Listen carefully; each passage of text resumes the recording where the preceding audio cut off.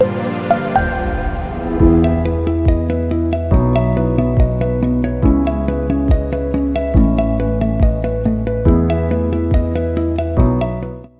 welcome Ashish Chopra to Queer 20, the cohort of 2021. Thank you so much for coming here, Ashish. Thank you for having me. It's an honor. So, Ashish, you are the co founder of Be Unique, which is an e commerce marketplace for LGBTQ creators, designers, and entrepreneurs. Yeah. What were the initial challenges that you had when you started this venture? I could write a book on it. I have so many challenges. It was only challenges because one, people would not trust a brand that is just 1 or 2 years old, that has barely sold 5 pieces of shoes in the country. So people did not trust the brand, obviously.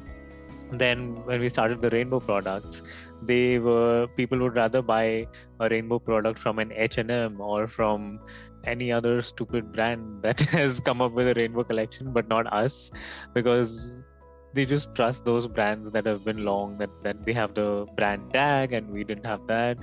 And we didn't have any money, we were not marketing, so way too many challenges. But luckily the queer community is so strong together that they did help us a lot. There was a lot of word of mouth promotion, which is how where we are right now. It's all because of word of mouth promotion. So, is that, would you say, one of the main benefits of this platform? So, I'm asking because when you created this, what was your main motive? Was it a creative outlet? Was it maybe financial freedom for the queer community? What was your motive when you launched? It just happened very randomly, where we initially just wanted to be in shoes because we were doing our own footwear. But then we met so many other entrepreneurs, and all of them were just selling on their Instagram or selling in their small stores in their cities. And we all thought that these products deserved a lot more and not just to be in their cities. So we started selling them all over India. Now we sell them all over the world. We have just gotten our first orders from Greece and Puerto Rico and Norway, and which is insane. And all of these entrepreneurs also never thought that their products could go so far away.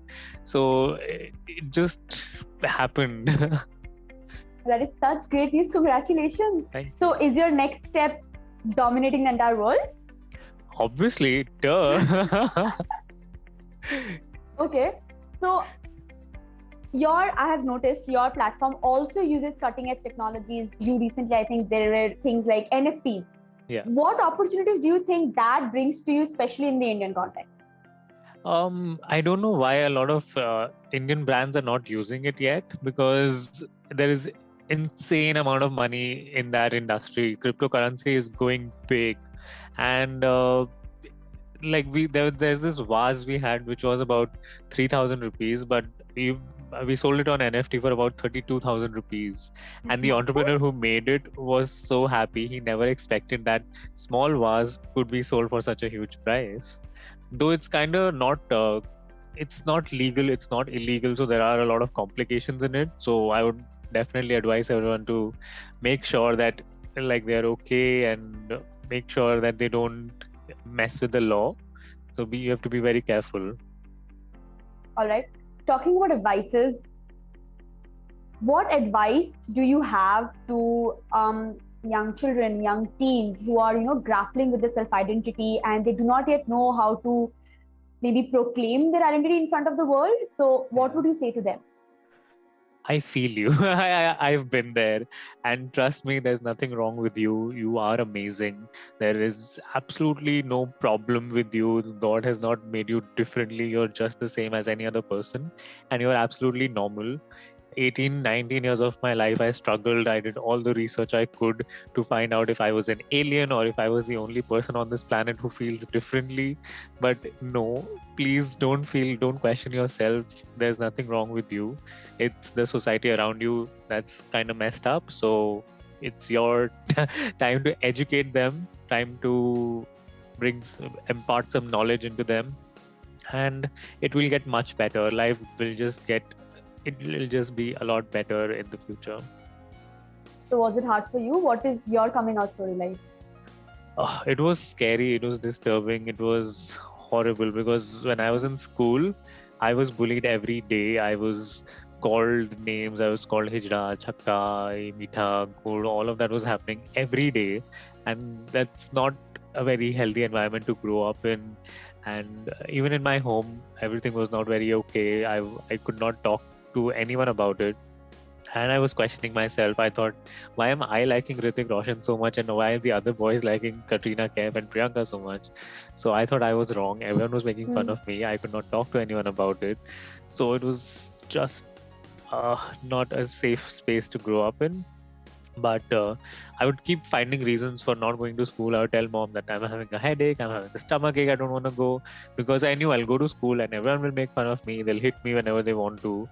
And yeah, so growing up was not that great, but I luckily came out to three girls. I had only these three friends in school, and those three girls were so supportive. They were amazing, and thank God for them. They did all the research and told me that, hey, Ashish, you're pretty normal. There's nothing wrong with you. And you're not the only person on this planet who's gay. There are other men like you also. That gave me the confidence to come out to my brother as well, who again was very supportive. And slowly and steadily, I came out to the whole world.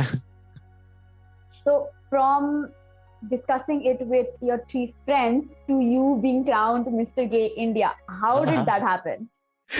Oh God, it's a long, crazy journey where I was this shy introvert. I would not party. I would just be in my own self. But I saw Mr. Gay India was happening, and I thought I should give it a try, because I wanted to be a role model for a lot of people. Because when I was a kid, we did not have any queer role models. All we had was Bobby Darling, and we all thought that's what we'll become, and the whole world will make fun of us. And I wanted to be a role model and tell the world that, hey, you can be gay and you can be a successful entrepreneur, or a successful employee of a big organization. So that's why I went. And when I applied, I found out there's a huge amount that you have to pay to register, to take part, for the formalities, and I did not have that kind of money back then. But the people I used to work with, they contributed I think there were 15 girls who contributed a huge amount for me together, so that I take part in that. And they're like, it's a loan, it's not just a free gift, so you better pay back. So I went there, I came second. That really changed me. After that is when I started getting comfortable giving interviews, talking to the media, because before that I would barely be able to talk to myself. I was so scared of like everyone and how people will judge me and they'll make fun of me. But now I don't care. Now I've given so many interviews also, it's helped me a lot. I have a lot more confidence now, I would say. Still working on it a bit, yeah. But yeah, it's been a journey. Well, that's great to hear. And I think the kind of support system you've got is rare and extremely, like, you should be treasuring it. I'm so happy to hear you have that. Yeah, all these girls and I went to Goa last week. It was beautiful. I love these girls. Nice. I don't know why in my life it's always the girls who have played a way more important role than the men in my life. I think that says a lot of things about, well, the Indian society in general. Yeah. Okay. So you talked about how you want to be a role model, and you are showing people that it is possible to embrace your identity and be an entrepreneur. It doesn't have to be just this or just that. Yeah. So talking about entrepreneurship, there is this narrative that startups in India are actually more inclusive, and that the entire ecosystem in general is more open and accepting. Do you agree with that? Kinda. I think because startups are mostly by young people, mostly by highly educated people. I'm not saying that education is related to how accepting you are of homosexuality, but I am seeing that people in general nowadays are a lot more accepting, are a lot more open to just being with queer people, hiring queer people as well. a lot of these major big MNCs are actually taking part in job fairs which cater to the LGBTQ community because they want LGBTQ candidates. They want them in their organization because now they also know that, okay, diversity really helps. We have to have an inclusive and diverse workforce. Only then you can succeed. They know there's a lot of money behind it. Probably that's why they're doing it. Good for us. I mean, if they finally realized, I don't think there's anything wrong. Yeah, I don't think there's anything wrong with it. And startups, actually, yes. There are 2-3 more startups along with Be Unique that are working for the LGBT community, and like we all are doing great work. We all are doing a lot of similar products, though. But yeah, all of us are working well. Are these startups also owned by members Queer of the LGBT people. community? Yeah. Okay, so now if we keep that aside, if we talk about non-queer owners of startups, do you think there are certain things that they get wrong when attempting inclusion? Yes, not small things, but huge crazy things. What we try is I will have only LGBTQ models for my photo shoots. These people will get straight people to pose in their rainbow t-shirts. No, not done. Duh. Get out of here, you rainbow washing brand.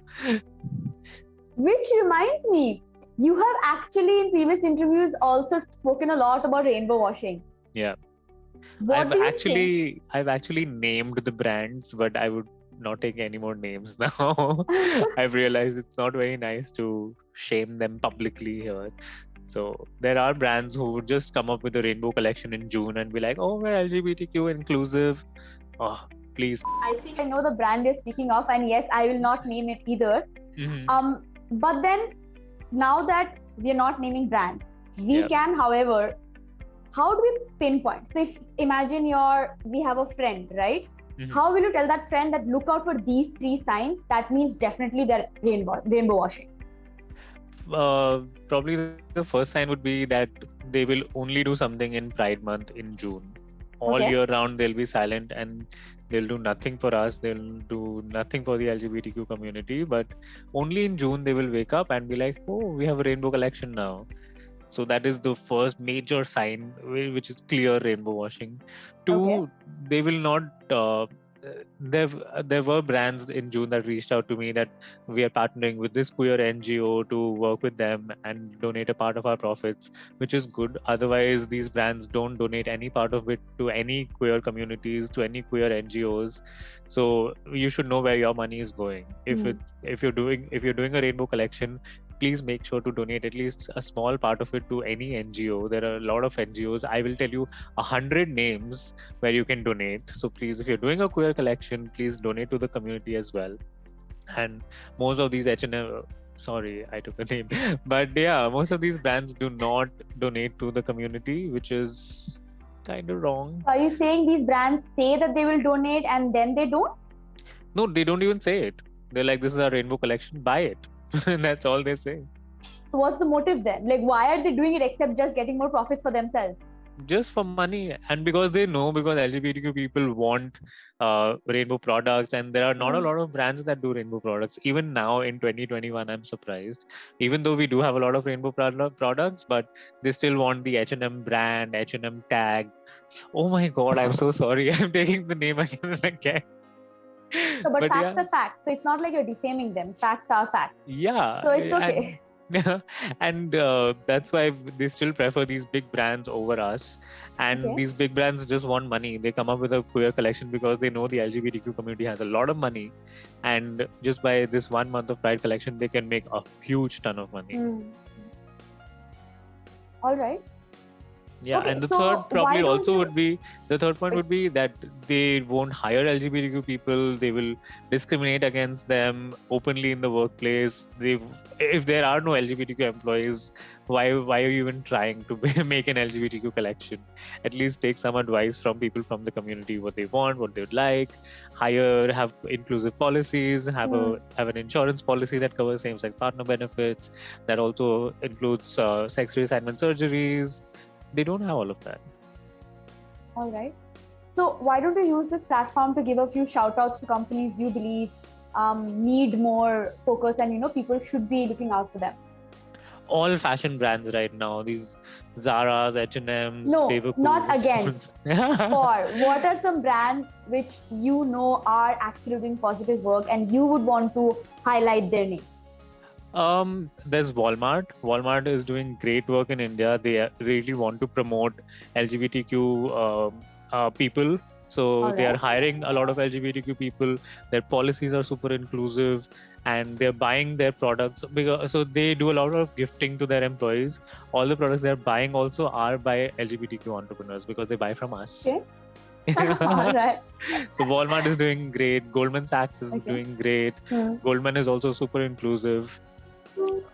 Amazon is doing great. Amazon is a very inclusive workspace. Abhi, I saw a story on Humans of Bombay where this trans man who works at the fulfillment center was sharing his journey, how he transitioned. Beautiful. Amazon is doing great work.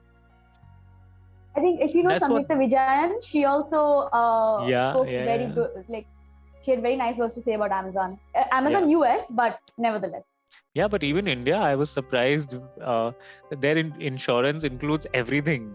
They have same-sex partner benefits. If I want to transition, it's paid by the medical insurance, HIV cover, and not a lot of Indian companies have such an inclusive insurance cover. All right. Okay. So, moving on from the startup world, you did speak about how education doesn't necessarily mean that they're going to have an inclusive mindset, or they are going to be aware about where India stands right now in terms of inclusion, LGBT community, etc. Yeah. So how do you process privilege, and what are you doing to pay it forward? So education definitely has no relation to how accepting you can be, because my mom, she's done law and I thought she was super educated, but when I came out and she was like, I'll take you to a psychiatrist. I don't know what psychiatrist she went to who convinced my mom that I can be converted back to being straight. So my mom was convinced that okay, the psychiatrist has said it can be done. And I was like, Mom, you're an educated woman who has done law. I'm surprised that this is coming from you, that you want your son to be converted back to being straight. So education, it's all about your conditioning, your society you live in, and privilege obviously has a huge part. I would say at least I'm very privileged, and I try my best to do whatever I can for the community. All the profits that we have donated more than the profit we have made. So our brand is very healthy that way. We're not really moving for profits. We actually want to work for the community. We want to do some good work. We've donated more than 15,000 rupees to NGOs, to queer people. There were a lot of fundraisers going on for queer people where they were trying to raise funds for their transition. They were trying to raise funds when the COVID pandemic hit. And yeah, we've donated as much as we can in our capacity. Our profits are way less than the amounts what we have donated. So we're just trying to do all the good work that we can. We have a mental health partner on board now who's going to provide free mental health to any queer person looking for any kind of help. So just trying to do whatever we can to give back to the community as much as we can. If I could just ask a little bit about your personal story, because you're saying that your mother was essentially not supportive. Yeah. Are things better now? Oh, things changed 360 degrees because... Really? Okay. From not accepting me at all, from trying to convert me to being straight again. Now she's walking pride parades with me. She started this brand. She's the co-founder with me. It just transformed. It took her good 2-3 years to get here. I would obviously tell everyone that give parents the time. You cannot expect them to just accept you in a day. So give them some time, educate them, make them watch movies, make them read articles, make them talk to other queer people and their parents. If you want to get in touch with other queer people and their parents, reach out to me. I'll be happy to put in my mom also would be happy to speak to your parents. I would be happy to speak to you and your parents as well.